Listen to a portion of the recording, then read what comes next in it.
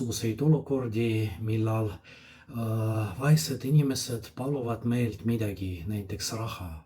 Aeg-ajalt anname neile midagi, aeg-ajalt ei ole võimalusi, aeg-ajalt, kui tulevad niisugused kahtlused, kas tõesti nad vajavad või ei, mitte, siis pigem ei anna raha.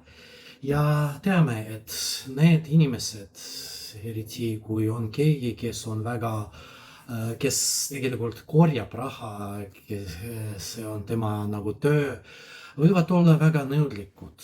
Nad väga paluvad, nad nõuavad, et me annaksime ja käivad meie järele kogu aeg ja paluvad seda.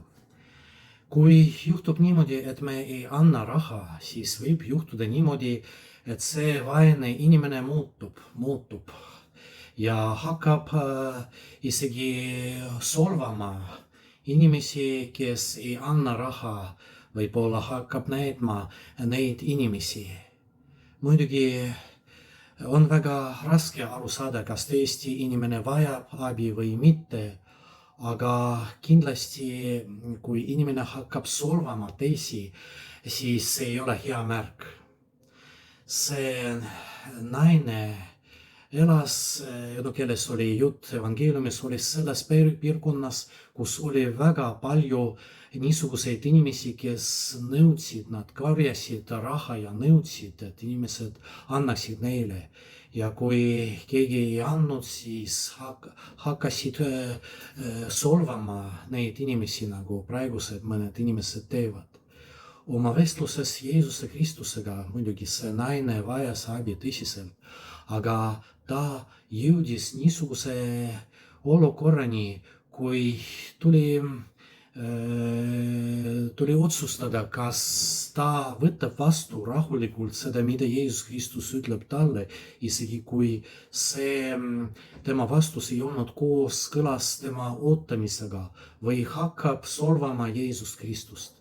Ja siis tuli Jumala tarkus ilmsiks.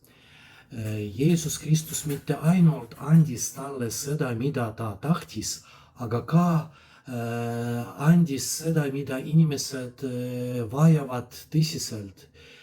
Niisugust vaimset seisukorda, kui inimene ei hakka solvama, aga võtab vastu alandlikult seda, mida Jumal või teised inimesed pakuvad talle.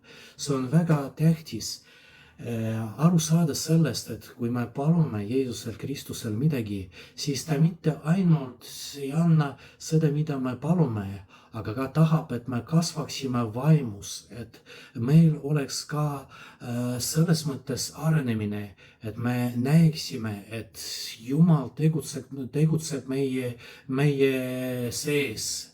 Ta on alati koos meiega ja võib-olla just seepärast Jeesus Kristus kohe ei anna meile seda, mida me palume, aga palub, et me ootaksime, et midagi kasvaks meie hinges.